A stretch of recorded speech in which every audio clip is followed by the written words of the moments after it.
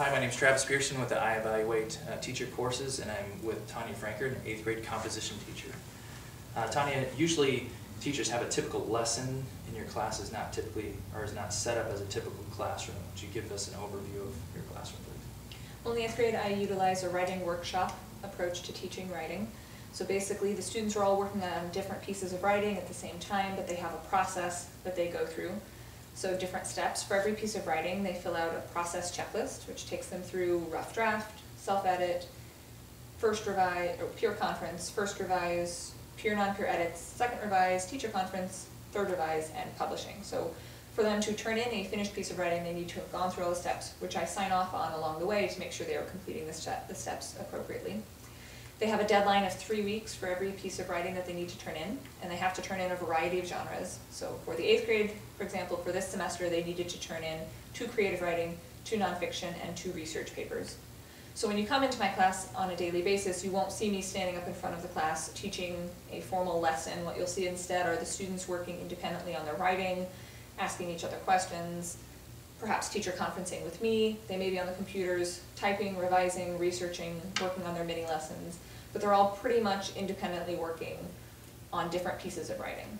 I was able to observe that as the kids were coming in, they were seeing different things and doing different things and all working independently on different aspects of their writing. That was great to see. Overall, do you feel this is an effective approach to teaching writing? I do. It's very different from what I did in my first 4 or 5 years of teaching. I used to be much more traditional, standing in front of the class, telling them we're all going to write the same piece of writing. It needs to be this long, it's due on this date, and giving them the freedom and the responsibility to be in charge of their own education to some extent has greatly improved their motivation. They're much more invested in the writing because it's something they're interested in and it's something they care about, and they're not being told it needs to look exactly like this.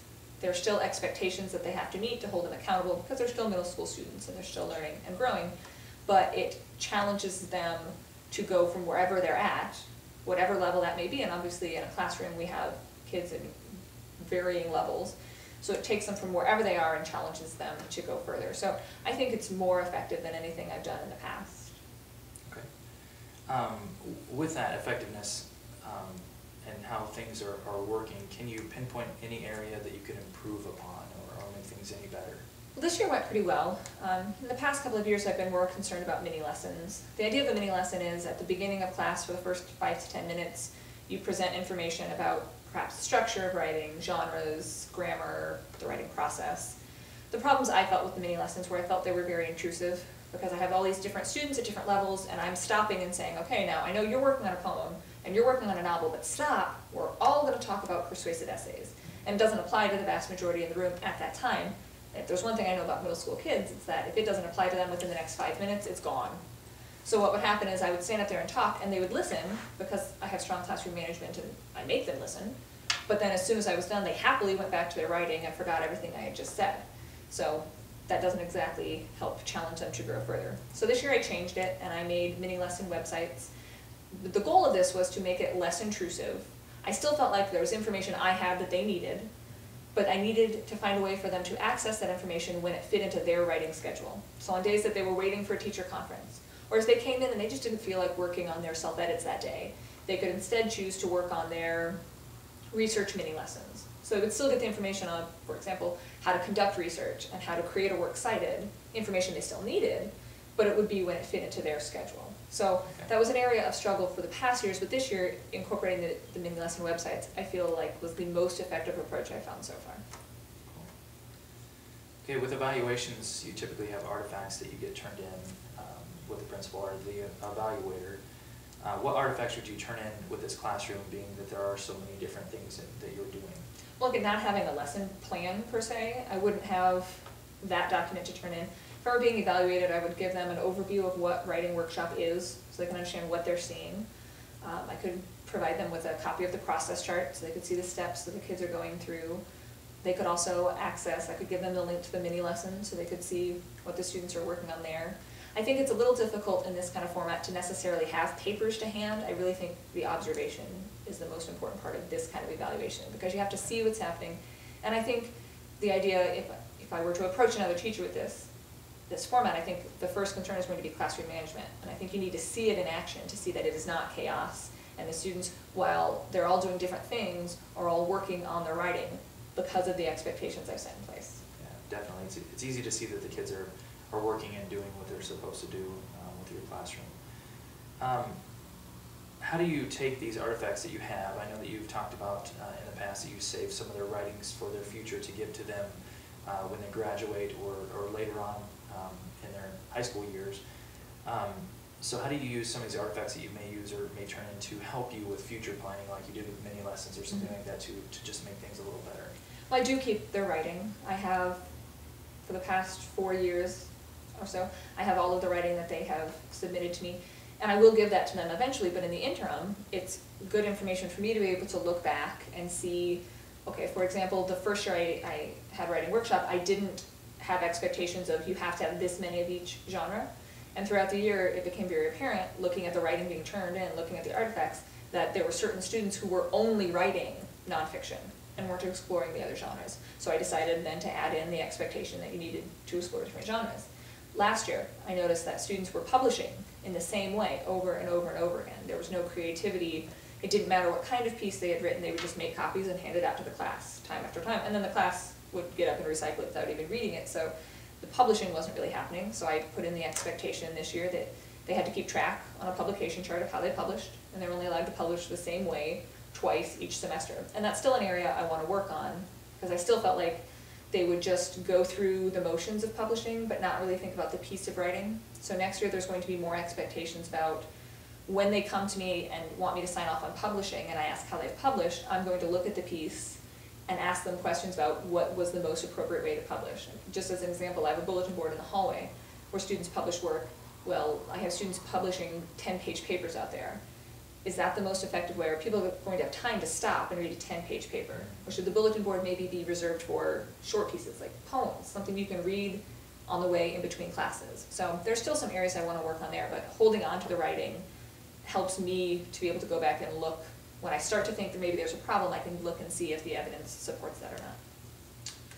So when you're going on with some of these lesson plans and things, and you do the same type of things year after year, how do you use the writings in these pieces to make it easier or better for your students? Do you use more group work? The things that I was seeing, each kid is working individual. Do you ever have them working together? Maybe higher level thinkers or lower level thinkers, or putting them in groups to do a project or to differentiate your instruction even more than what you're doing now? I don't do a lot of group work. I do have, there are certain steps to the process they have to work with each other, peer conferencing, peer editing, that they discuss with each other. That's one area that I also I've tried to do more in. My first couple of years I tried to do some large group sharing, and it just didn't work very well. The students, I don't think I structured it enough. The kids didn't take it very seriously. The comments were very generic. They really weren't helpful. The same kids were sharing time and time again. So that's an area that I want to work on, and next year I'll be teaching seniors in a college level class in the writing workshop format. So I'm excited to try some new group sharing in there, see how I can make it work for them, and then hopefully tweak some of that and bring it down to the 7th and 8th grade level. I'm kind of hoping I'll be able to learn what works with the upper level kids, and maybe that'll help me incorporate more of that into middle school. Now, I've seen some of their papers, and they go through and they have to check off as their writing process is continuing on. That's one way that you check for understanding from them, and also I see that you were able to get up and walk around and ask questions to them. Are there any other ways that you check for their understanding to make sure that this one kid isn't copying and pasting or doing something like that, to make sure that they're truly getting it? Because there are so many students that you have in your classroom to really know that what is being taught and what is being learned is actually sinking in and it's being absorbed. Well, as I sign off on the steps of the process, that helps, but I don't have time to sit and read each paper as I'm signing each step. I'm trying to look to see, have they made an effort to edit? Have they filled out the peer conference form correctly? I would say the best indicator of how well a student is doing individually is at the teacher conference, because then I'm able to sit and read the paper and then sit down with the student individually for as long as we need to and talk about the paper. So the copying pasting becomes very apparent when I'm teacher conferencing, but also I'm able to identify specific areas of concern and strength of each individual student. So I can sit down and say, here's what I think you have done well in this paper. And then I can say, and here's some areas we need to work on. And I can just choose 2 or 3 so it's not overwhelming, but it's still specific to that student, as opposed to when I stood in front of the class and said, okay, now we're all gonna talk about commas and compound sentences. You know, you end up with kids who can circle a comma, but they can't put it in their own writing.